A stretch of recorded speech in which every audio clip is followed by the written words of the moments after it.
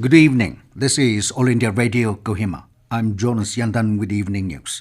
The headlines. Prime Minister Modi calls upon industries to strive for a self-reliant India.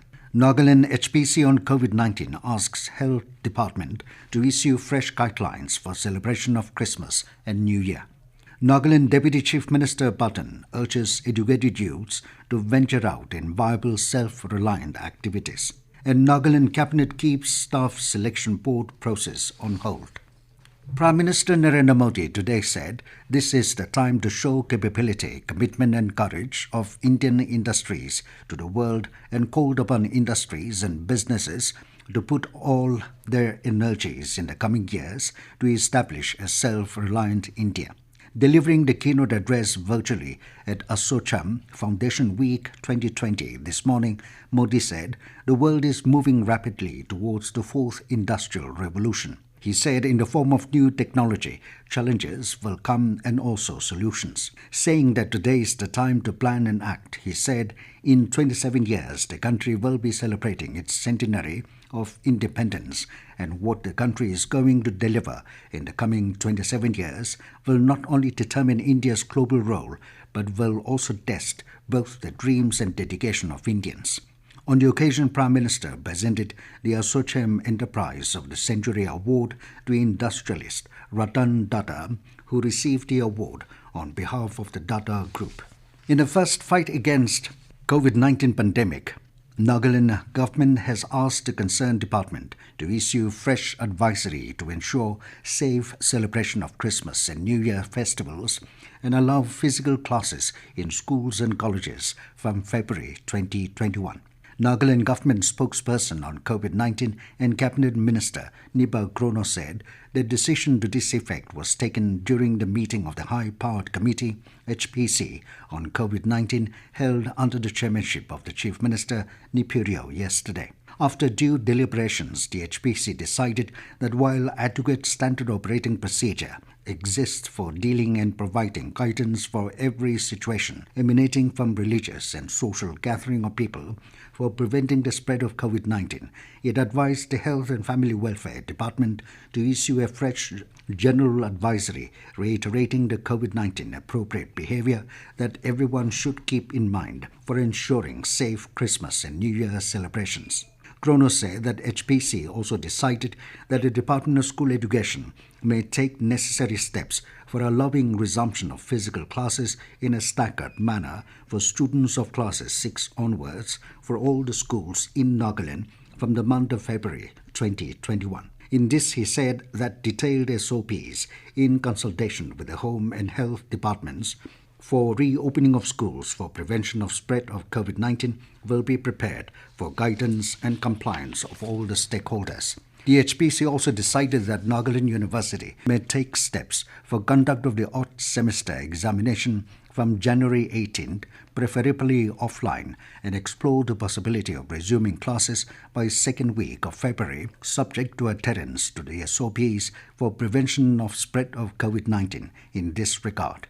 As regards technical institutions, the HPC said that the new academic session begins from February 25th and steps may be taken for starting offline physical classes subject to adherence to the SOPs. Krono said the HPC also decided to remove the bar on issue of ILP to tourists and allow tourist entry into the state with a COVID-19 negative test report, but subject to adherence to all the SOPs. Nagaland Deputy Chief Minister Y. Patton has urged the educated Naga youths to venture out in other viable self-reliant activities, preferably in agro-based sectors and other business for survival. To achieve this, Patton said, students should pursue skilled-oriented career rather than merely obtaining degrees. The Deputy CM was speaking at a Golden Jubilee celebration of New Ripim Students' Union under Wokha district yesterday.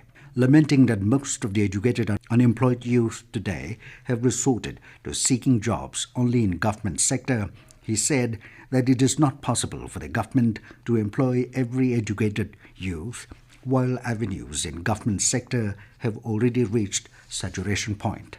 The Nagaland government has decided to put on hold Nagaland Staff Selection Board (NSSB). Minister for Planning and Coordination, Land Revenue and Parliamentary Affairs, Nipa Grono, informed that the decision was taken during the State Cabinet meeting chaired by Chief Minister Nipurio in Kohima yesterday. He said that NSSB would be kept on hold until the Cabinet Subcommittee, headed by Deputy Chief Minister Patton, submits its report to the government.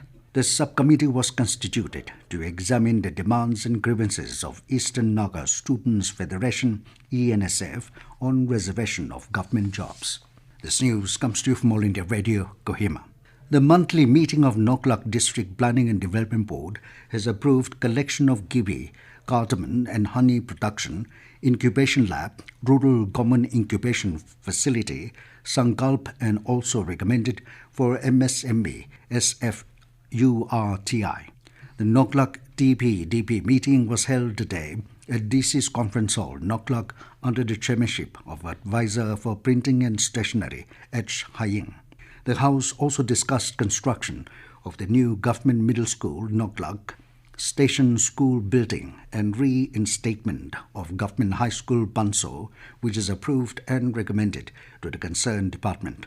The meeting deliberated on acquisition of land for extension of Nagaland town from the existing location. In this regard, further necessary action shall be initiated by the concerned committee for early settlement as approved by the House. Addressing the members, Haying requested all the departmental officers to work sincerely and cooperate with each other in all the developmental activities in order to develop the newly created district of the state. The country's COVID-19 recovery rate has improved to 95.46% as more than 29,000 COVID patients have recovered during the last 24 hours. Health Ministry said the total number of recoveries has gone up to over 95,50,000. Presently, the total number of active cases in the country is around 3,08,000. During the past 24 hours, 25,153 new cases were reported, taking the total number of positive cases in the country to over 1 crore. The Deputy Controller of Legal Metrology and Consumer Protection LMCP Nagaland, K. Takit Imchen, officially launched the week-long celebration of National Consumer Day at the LMCP office premises yesterday on the theme The Sustainable Consumer.